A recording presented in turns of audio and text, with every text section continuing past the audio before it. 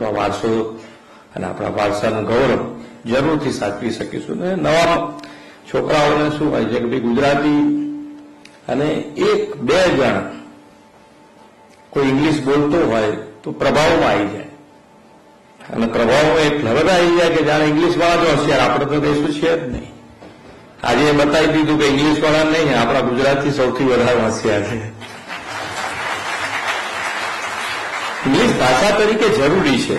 આજે જે પ્રમાણે દેશ અને દુનિયા આગળ વધી રહી છે તો ઇંગ્લિશ ભાષા તરીકે જરૂરથી આપણે તૈયાર રાખવી જોઈએ.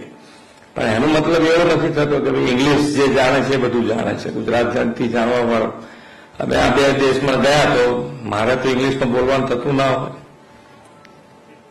તો મારી પાસે દુભાષા હોય એ દુભાષાથી આપણે આરામથી ગુજરાતીમાં જ બધા જવાબ આપ્યા છે, અને પછી ટ્રાન્સલેશન એ કરે. એ લોકો એમની ભાષા પકડી રાખે છે. એવું નથી કે જાપાનના લોકો એમની ભાષા ઇંગ્લિશ નથી બોલતા, તો આપણે શેના માટે આપણું ગૌરવ છોડવાનું?